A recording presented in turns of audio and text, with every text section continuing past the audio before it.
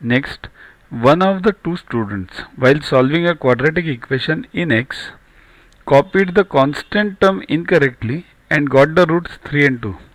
Okay. The other copied the constant term and coefficient of x square correctly as minus 6 and 1. Then the correct roots are, here, two students. One has done some constant term, he has copied incorrectly and got some roots. Now look at the other one, this is important. The other guy has copied constant term and coefficient of x square correctly. It means what? Let the here constant term is minus 6, that is correct, and this x square is coefficient of x square 1, that is also correct. It means what will be the equation then? X square plus bx, we don't know this middle term, minus 6. This is a correct equation, right? Now only cases we have to find out b now. Okay. Now look at the first guy. Now wrong equation copied means constant wrongly.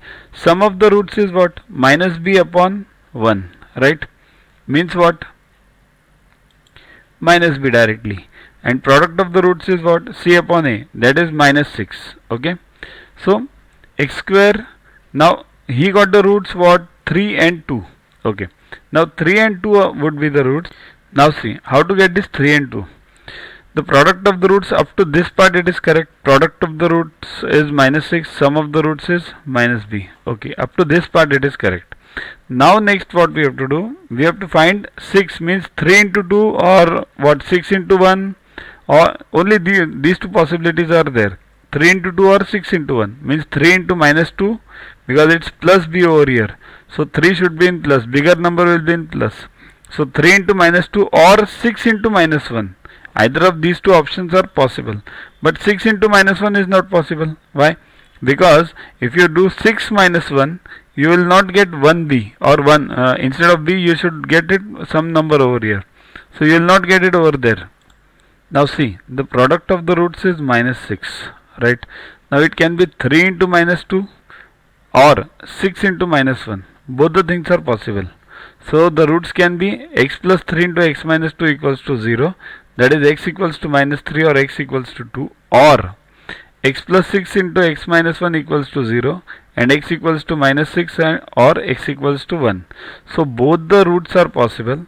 You check whatever is given in the exam. If this is given, then tick that. If this is given, tick that.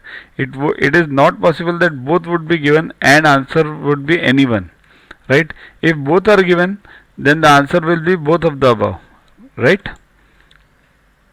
Here two equations are possible in this. X square plus x minus 6 equals to 0 or x square plus 5x minus 6 equals to 0.